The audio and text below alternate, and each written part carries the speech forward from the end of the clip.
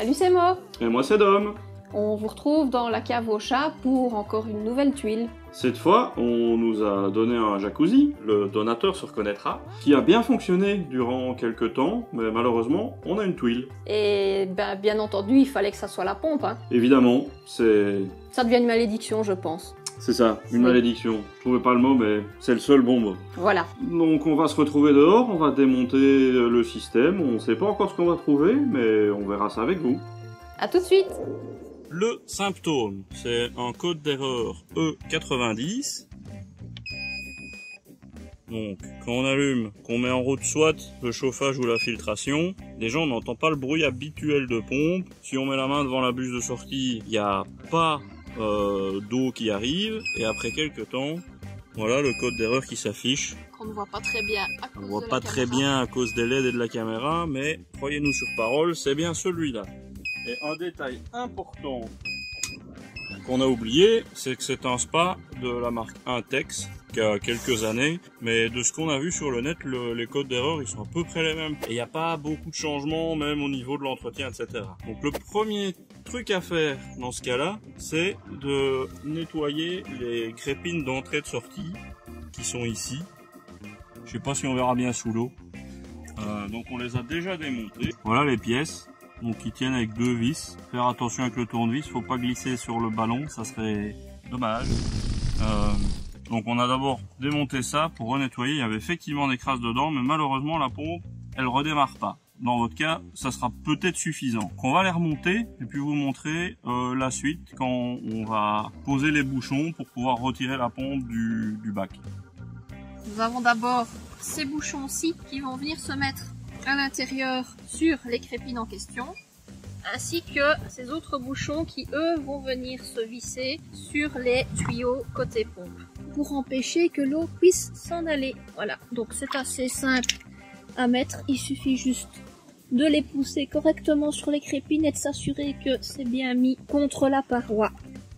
On va commencer par enlever l'arrivée d'air en dévissant simplement le petit raccord comme ceci.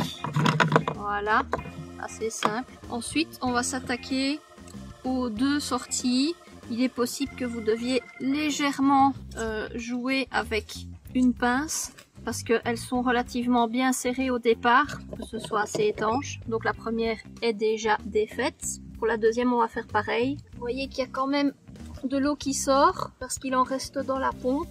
Maintenant, n'hésitez pas quand même à vérifier que vos caches sont bien poussées sur les crépines à l'intérieur du jacuzzi. Et on vient remettre les bouchons. Vous voyez que le joint est resté dessus.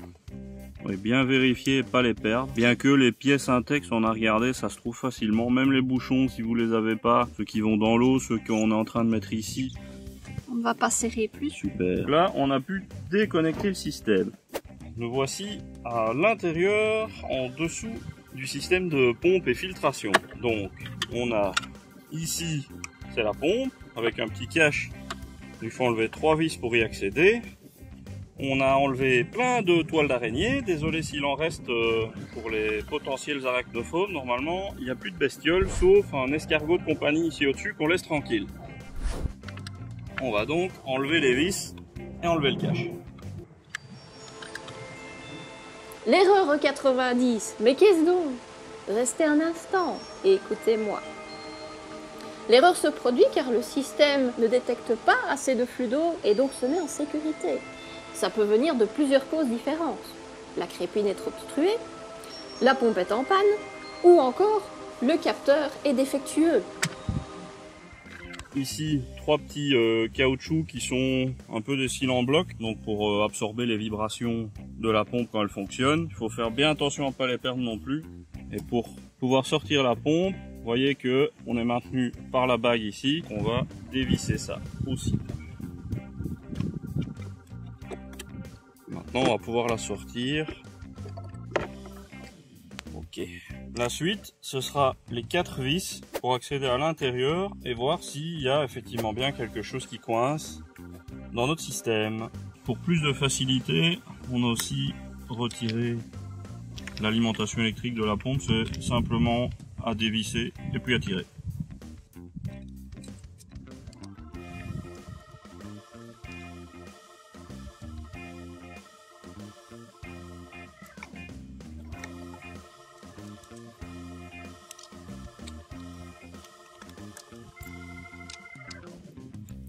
On va voir ce qu'on y trouve.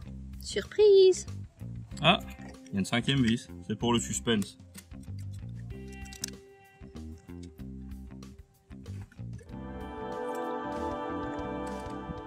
Jusqu'à présent, ça a l'air relativement propre. Mais la pièce est fatiguée. la pièce est plus que fatiguée. Ça part sur un remplacement. On s'est rendu compte que l'axe que vous voyez juste ici est également cassé. Donc ça nous fait 2 pièces à remplacer en même temps.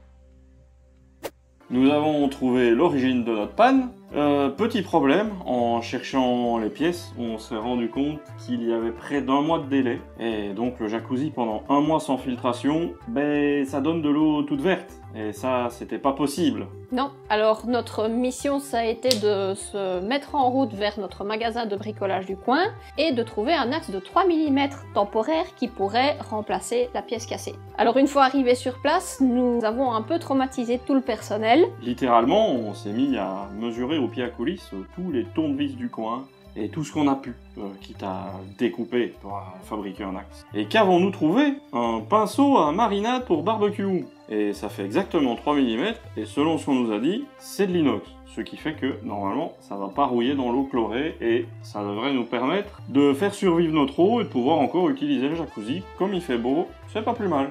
L'autre avantage de l'inox, c'est que c'est un métal non ferreux, donc ça n'interagit pas avec les aimants. Et il y a des aimants dans le rotor. Et au-delà de ça, on va en profiter pour vous donner un petit conseil. Toute la visserie qui se trouve dans la pompe et dans le système sont également non ferreux. Donc si vous travaillez comme nous sur votre gazon, c'est assez important de mettre un drap ou une bâche ou quelque chose en dessous de vous. Parce que si vous perdez une des vis, vous ne pourrez pas la retrouver même en passant un aimant en dessus de votre pelouse. Donc faites bien attention à ça.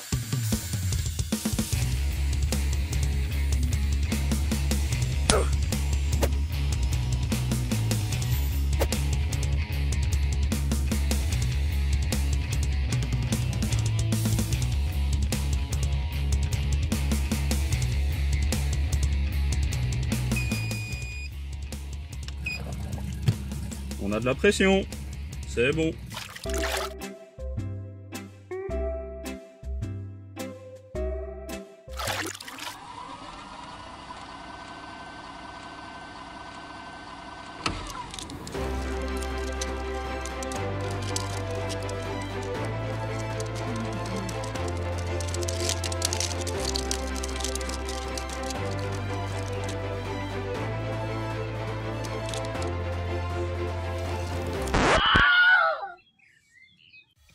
Alors, on va démonter et voir dans quel état est notre axe Made in pinceau de barbecue. J'espère que vous êtes prêts, honnêtement. J'ai quelques petites appréhensions. Jusque-là, ça a l'air d'aller. À première vue, il n'a pas l'air d'avoir trop souffert. Et voici.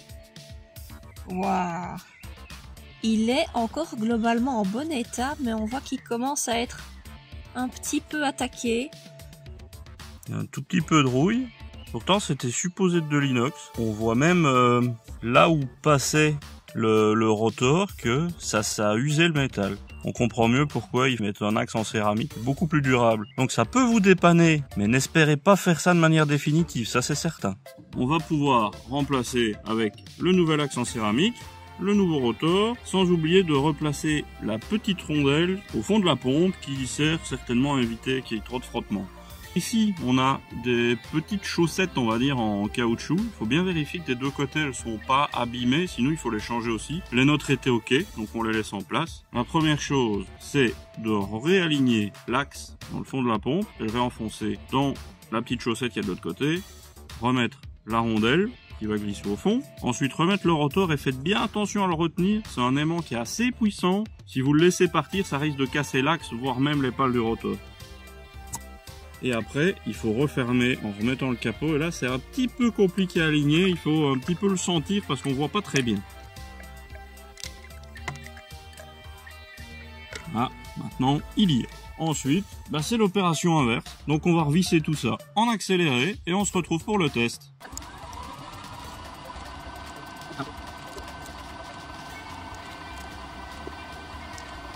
Bon, il est l'heure de tester pour voir si notre réparation a bel et bien fonctionné. On allume, on filtre. à blou. Ah bah ça a l'air pas mal. Oui, en général, on se prend une erreur dans les 5 secondes. Jusqu'à présent, elle n'est pas arrivée. Donc je pense qu'on peut dire que C'est un succès. l'accélérateur fonctionne. Yeah! C'est la fin de cette vidéo. On espère avoir pu vous aider si vous aussi vous retrouvez dans le même genre de situation que nous, en sachant que dans notre cas de figure, le total des pièces s'est élevé à peu près 50 €. Et si on avait voulu changer l'ensemble du système de pompe et filtration, ça s'élève entre 400 et 500 € selon le modèle. Quant à la pompe, donc tout le bloc pompe noire, si on veut le changer complètement, c'est environ 150 à 180 €. Ça vaut vraiment la peine de démonter vos appareils pour chercher l'origine de la panne exacte, plutôt que de remplacer la totalité. On se retrouve dans une prochaine vidéo. On espère qu'on a pu vous aider, et à la prochaine! À la prochaine!